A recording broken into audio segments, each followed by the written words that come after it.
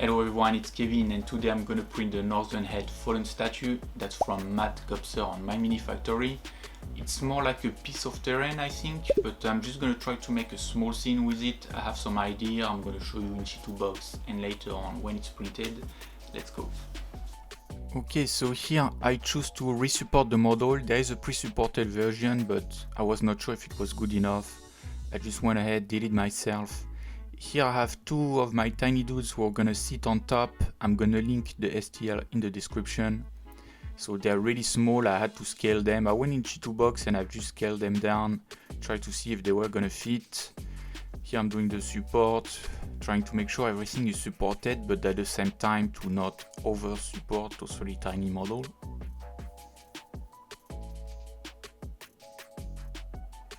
And then for the head here, that's pretty straightforward, just a bunch of support basically.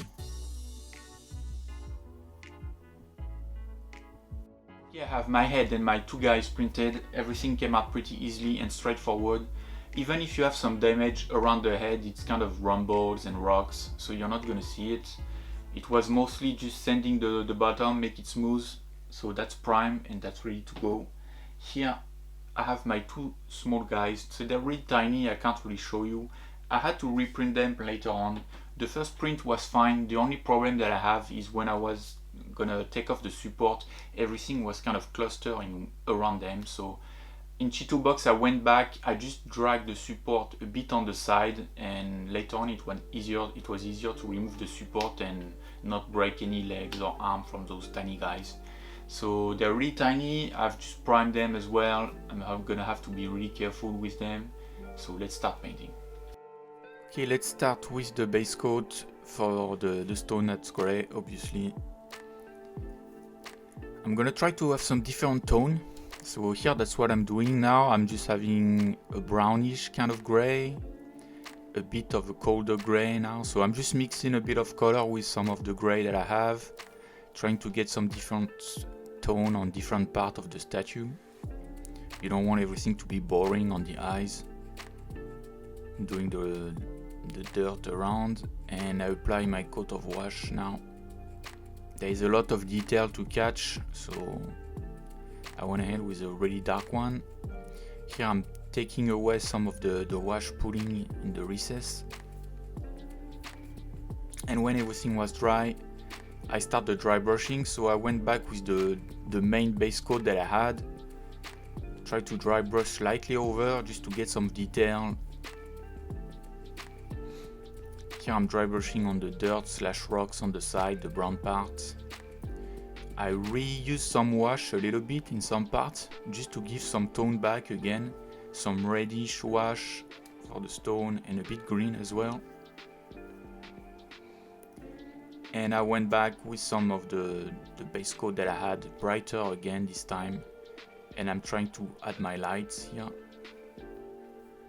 So everything's gonna come from the top left. So I want this part of the head to catch a lot of lights.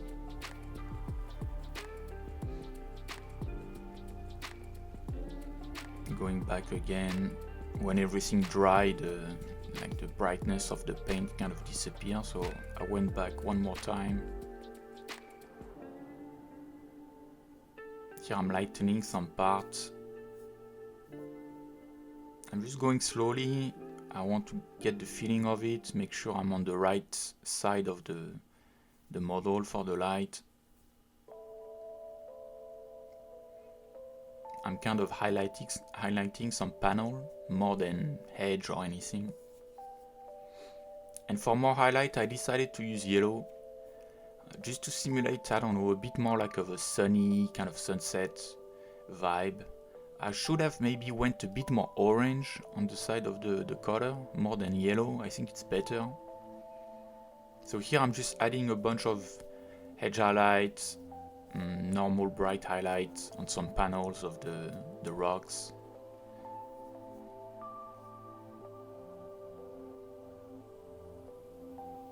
Trying to define some of the edge where the light could have catch.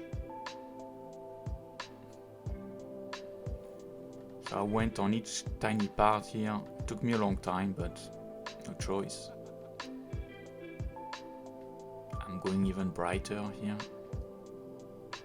It's mostly the same step repeated with different color, different vibes, until you get the right effect. I'm working on the dirt slash rocks here.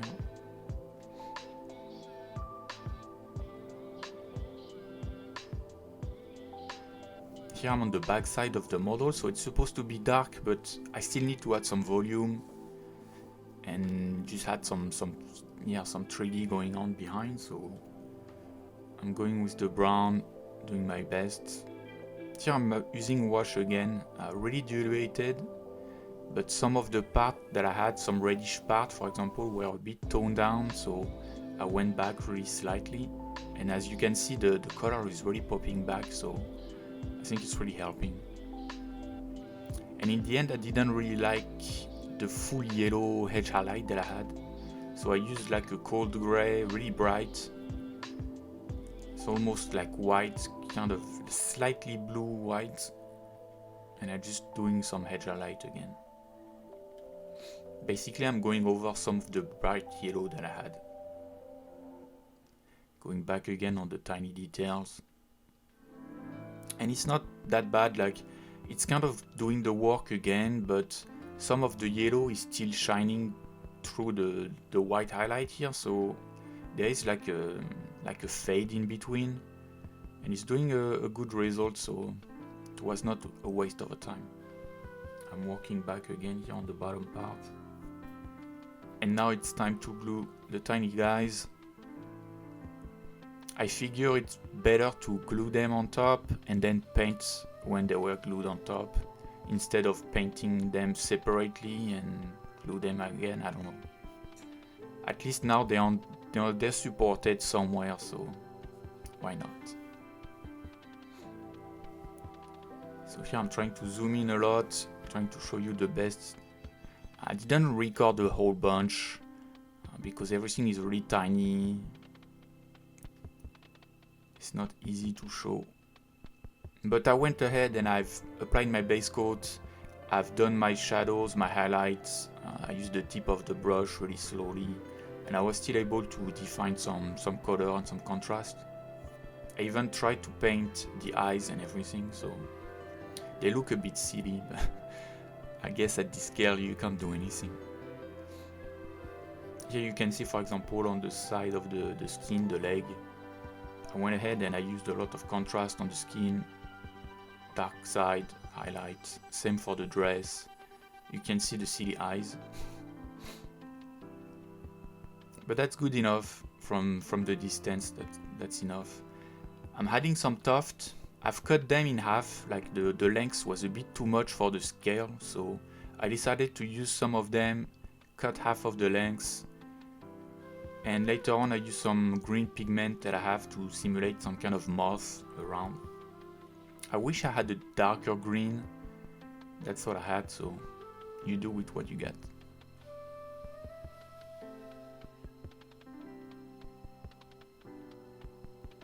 And that's it for the fallen head / diorama. I'm happy the way it came out. I mean, it was cool to try new stuff. It's not the best result. I enjoyed working on the stone and trying different color, different highlights. I didn't get the result I wanted, but it's still fine, happy with it. The two characters, they look a little bit off, like they don't really fit the scene, but it was quite hard to find two characters, one sit down, the other one that I could fit behind. I wanted to have a scene of a couple sitting on top of it, but quite hard, like the head is mostly fantasy driven, and those two characters, they're more like real characters, so they looked a bit off, but quite hard to fit inside with the team, but that's okay. Still cool to try some new stuff. If you enjoyed the video, leave me a like, a comment. I have a new video each week, so if you want some more, you subscribe for next time. And yeah, see you later, bye.